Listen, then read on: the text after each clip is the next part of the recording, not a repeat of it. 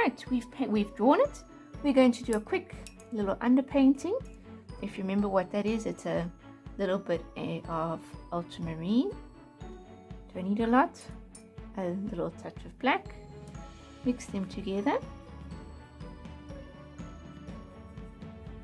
And a few drops of water to make it nice and light. Let me test. Here's a nice light grey. I don't want it to be too dark, otherwise it's going to spoil my picture. We are using our dry brush technique, which means I'm going to dry my brush off now so that it's nice and smooth in a point. It's just damp. It's not dry, but it's not dripping. And now I'm going to pick up, just with the very tip of my brush, tippy, I'm going to pick up some of that underpainting. Right, I'm going to put a bit of underpainting on the tip, feeling around. Just going to put a few strokes, doesn't need a lot. I'm going to put a stroke down here.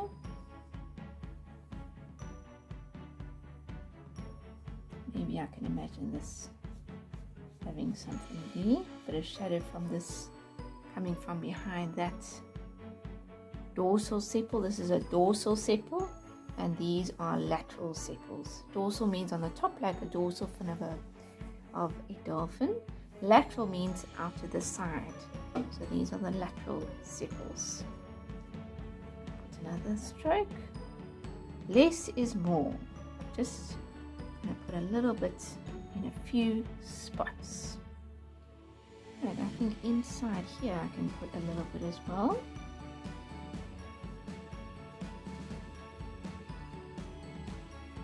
And underneath,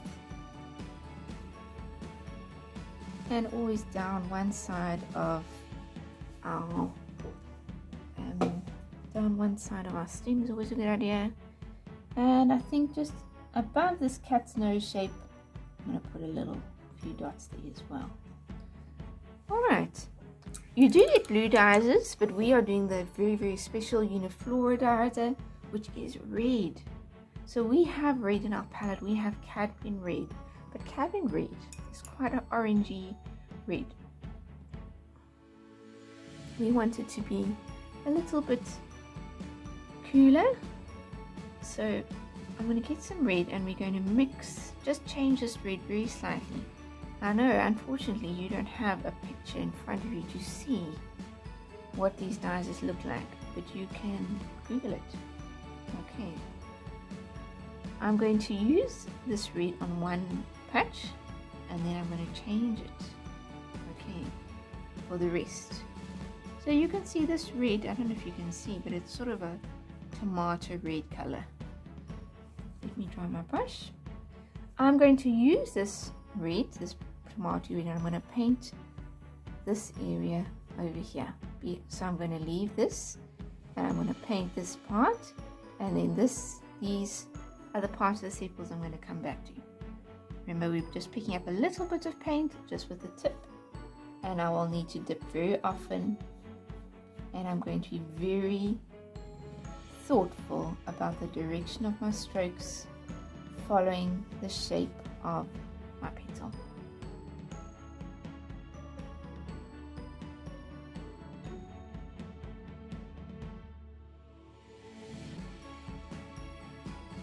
Alright, there we go. There are points in this flower in particular that are so delicate. I'm going to want to change to my 0 brush, my little brush that's going to be able to delicately put in these little spaces. Even if you are feeling nervous about going into these little corners, you do not need to wait for me to tell you to change your brush. You're welcome to change your brush whenever you need. Right, this red here, this red is a little bit different to this red, so I'm going to get a bit more of my cadmium red. Let me get some clean water and mix a little bit more. I'm being very dainty with my paint. I don't want to scrub my brush or dig holes in my paint palettes. Right, I've got a little bit of red. Now this red is very sort of, it's a tomato red, an orangey red. So I want to cool it down slightly. And what can I cool it down with? But a little bit of blue. I'm going to activate a little bit of ultramarine. Don't need a lot. And I'm going to mix in a tiny bit of ultramarine and mix it in really well, and you will see that your red will get a little bit darker. Let's taste it. That looks good. Okay.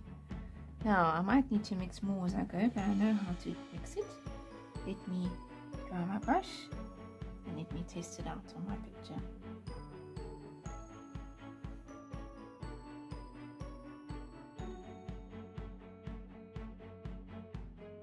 Alright, here I've done the top. I think I'm going to make it even darker. So let me get a bit more red because I've got these two petals. To paint is quite a lot, so let me just get a little bit more going here on my palette and let me change to my bigger brush. This is a teeny tiny brush. Some red, being very delicate, smoothing my brush with every motion.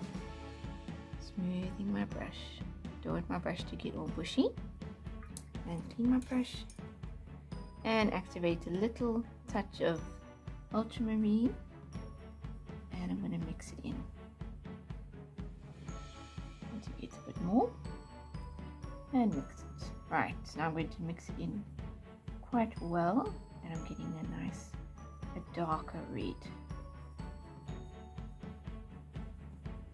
Here we go. It could be quite fun to add in a little bit as well, just for some brightness, is a little magenta. Just a little touch. Just to give a nice brightness. Right, let's taste my color. Oh, that is lovely and rich. Right, I'm going to scrape off the excess paint, dry my brush, and I'm going to paint my other two, my lateral signals.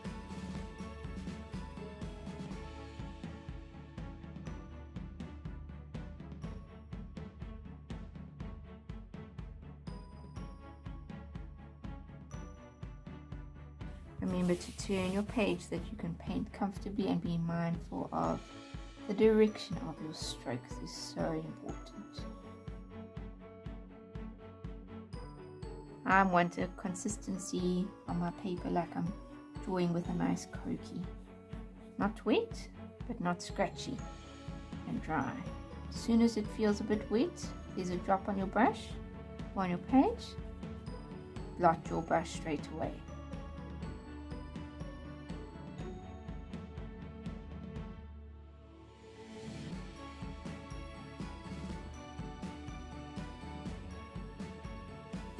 Okay, let's clean our brushes. We are now going to move to this very intricate part of the flower. What I need is some pink and some yellow. So I'm going to get some of my magenta. Magenta is a very dark pink color naturally, but I know that I can change this pink by adding some water, and I can make it into a light pink, which is what I need. So let me add some water. I'm not scared with dry brush watercolors. I'm not scared of mixing with as much water as I want. But then I'm going to dry my brush. And let me test it on my scrap of paper. And it's a beautiful light pale pink. I am going to paint this lip here pink. This circle that I made, that we've been calling the cat's nose. It's not what it's really called. We can also put this structure that's going around also. You get a little bit more. And I've just got very light pink. Okay. And I think I'm going to put a bit of pink on the smaller bit as well. And those two circles inside pink. Right. I'm going to change to my zero brush now because I want to get this next part right. And make sure it's clean. So I was using it earlier. make sure it's in a nice point. And I'm going to activate a little bit of yellow. Right, now I don't want my yellow to be too harsh, so I'm also going to use with a fair bit of water. And these are the petals, and they are yellow. And I want a nice gentle yellow color.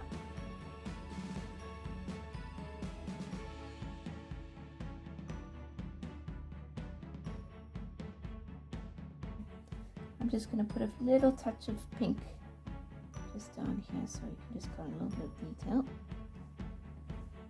Alright, there we go. Lead us to our final touches on our flower. Alright, coming back to our red, I want an even darker red. So this time, I've got a bit of red left here that I used last time. I'm going to add the teeny tiniest little touch of black. And I mix it well together and it makes a very dark, sort of maroony red color. And I'm using my zero brush now and a Uniflora Disa has got some beautiful veins at the back of on this sepal. So I want to use the very tip of my brush. This is where you want to go slow and careful. And I'm going to put in some veins.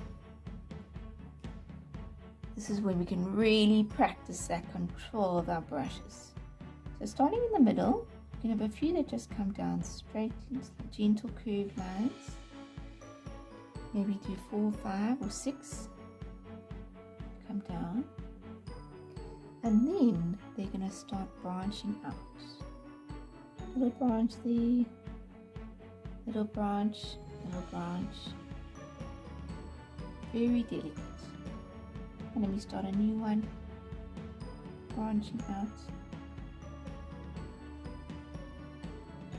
And I want to fill this space with little branching veins.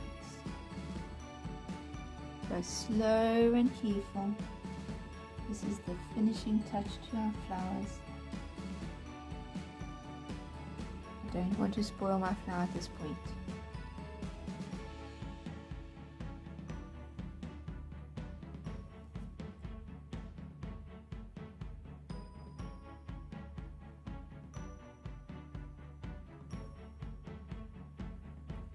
With the zero brush I can do really fine work.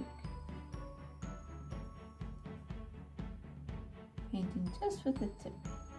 And you can see I'm holding my brush right down at the bottom, so I've got really good control. If I hold my brush here, I'm not going to be able to get it so fine. So hold your brush right down like a pencil. Right, there we go. See if there's any spots where I feel like there should be another one. Little branches. Right, there we go. Let's do our stem. Our stem is green. We don't want to use the greens in our palettes because they're very artificial. We mix our own green. And I've still got here, I hope you have as well, left over from last time. We don't need to clean our watercolor palettes. It's a waste of paint. All I need to do is add a little bit of water and I reactivate this paint that's dried on here from last time. And my cadmium yellow on this side, and I can make light green or dark green. But I think I'm going to go for a nice dark green. And I want you to paint at the bottom here.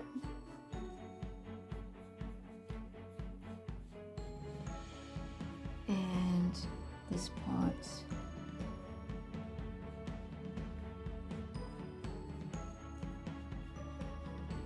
We're going to paint in our stem. I want a little bit of brighter greens. I'm going to just grab a little bit of the cyan blue. When I mix cyan blue, it just makes a slightly brighter green. Oh, that's very blue now. Let's put a bit more yellow in. There we go. So if I want a really bright green, I mix with cyan blue, a natural green mixed with ultramarine. Now I'm just going to put an extra few strokes around these lines, these details that I've drawn, and I want it very slightly darker green, just under here, so you can see the shadow.